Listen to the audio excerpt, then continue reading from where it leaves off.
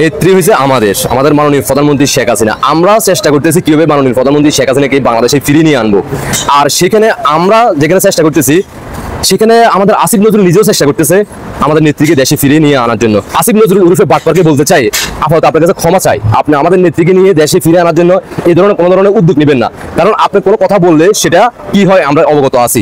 বাংলাদেশের বিশ্বের প্রত্যেক প্রবাসীরা ইতিমধ্যে জেনে গেছে। কারণ আপনি বলছিলেন তাদেরকে 15 থেকে 20 দিনের মাথায় আপনি বাংলাদেশে এয়ারপোর্টে বিএপি সার্ভিস দিবেন। আর বিএপি সার্ভিস দেওয়ার পরবর্তীতে বাংলার মানুষ দেখতে আছে তারা তাদের পরিবারের জন্য মাঝে মধ্যে বিদেশ থেকে বিভিন্ন নতুন নতুন ফল ফ্রুট নিয়ে যেত, সেগুলো আপনারা রেখে দিতেছেন। স্বর্ণ গয়না এগুলো তো বাদে দিলাম, এগুলো তো লুটপাট করে আপনার বুকে নিয়ে ফরাইতে আছেন। পছন্দের খাবারগুলো তাদের পরিবারের জন্য ফল ফ্রুট, হ্যাঁ, এগুলো নিয়েও তারা নিতে পারে নাই, তাদেরকে রেখে দিয়েছেন। ইতিমধ্যে অবগত আছে বাংলাদেশের সাধারণ জনগণ। কিন্তু আপনি আমাদের নেত্রীকে দেশে ফিরে আনার জন্য কোনো ধরনের উদ্যোগ নিয়েন না, তাহলে আমরা এটাতে বিতে যাবো, মানে আমরা সফল হবো না। দয়া করে আপনি এইটা থেকে আপনি একটু এড়িয়ে যান, আমাদের নেত্রীকে নিয়ে আপনি চিন্তা করতে হবে না। আসলে আমরা শুনে আসি স্যার কি বলে। এর জন্য মৃত্যুদণ্ডপ্রাপ্ত আওয়ামী লীগ নেত্রী শেখ হাসিনা এবং সাবেক স্বরাষ্ট্রমন্ত্রী আসাদুজ্জামান কামাল ওনাদের এক্সট্রাডিশনের জন্য আমরা চিঠি দিচ্ছি এবং এর পাশাপাশি ওনাদের প্রত্যর্পণ করার জন্য, যেহেতু ওনারা এখন কনভিক্টেড মৃত্যুদণ্ডপ্রাপ্ত, কাজেই আমরা মনে করি ভারতের এখন বাড়তি দায়িত্ব রয়েছে তাদের ফেরত দেওয়ার জন্য। বাংলাদেশের মানুষের বিচারের আকাঙ্ক্ষা সেটা পূরণ করার জন্য এই দায়িত্ব পালনে ভারত যেন আমাদের সাথে এক্সট্রাডিশন চুক্তি অনুযায়ী তার অব্লিগেশন পালন করে, সেই জন্য সেটা স্মরণ করিয়ে দিয়ে ভারতকে আমরা চিঠি দিচ্ছি। একই সাথে সাথে এই কনভিক্টেড ব্যক্তিদের দেশে ফেরানোর জন্য আন্তর্জাতিক যে অপরাধ আদালত রয়েছে রোমে, সেখানে আমরা কোন রকম অ্যাপ্রোচ করতে পারি নাকি সেটা বিচার বিবেচনা করার জন্য আমরা অচিরেই বসে সিদ্ধান্ত। আমার মনে হয় যে আমি চুষবো আগুন বসে বসে, যে আমার এই লোকজনকে মারবে, আমি বসে বসে চুষবো। স্যারের কথা তো শুনছেন। এখন আপনি একজন সাধারণ একজন নাগরিক হিসেবে আপনার নিজের বিবেককে প্রশ্ন করেন।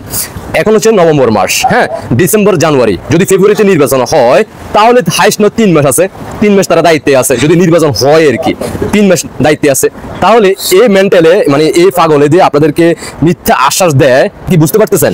যে লোক আছে আর 3 মাস যদি নির্বাচন হয়, তাহলে এই লোক কিভাবে শেখ হাসিনাকে দেশে ফিরে নিয়ে আনবো? মানে আপনাদেরকে আর কত বোকা বানাইতে পারে? আপনারা তাদের কথা শোনেন। আর আমাদের বাংলাদেশ সাংবাদিকেরা, হ্যাঁ, আমাদের সাংবাদিকেরা তাদের বিবৃতি শুনে, মানে তাদের মুখ থেকে এটা বাইরে না যে স্যার আসিফ নজরুল বাটপার, আপনি তো মানুষের জ্বর মাপতেন, উমরা হজ করে এসে আপনার জ্বর মাপতেন টেলিফোনে, আবার বাসায় যাওয়ার জন্য আপনি তো ওটার জন্য পারমিট ছিলেন। কিন্তু আপনি যে এই কথাটা বললেন, আপনার মেয়াদ আছে আর কয় মাস?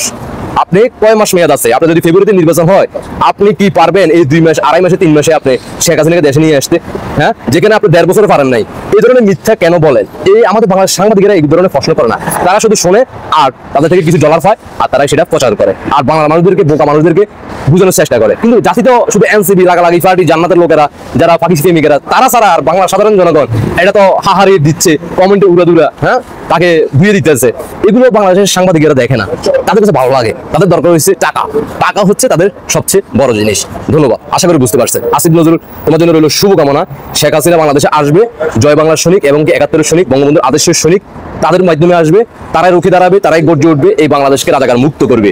আর তোমাদেরকে শেখ হাসিনার হাতে, তোমাদেরকে ফাঁসিতে ঝুলানোর জন্য ব্যবস্থা করে দিবে ইনশাআল্লাহ। শেখ হাসিনার হাতে তোমাদের মৃত্যু হবে। আল্লাহ হাফেজ।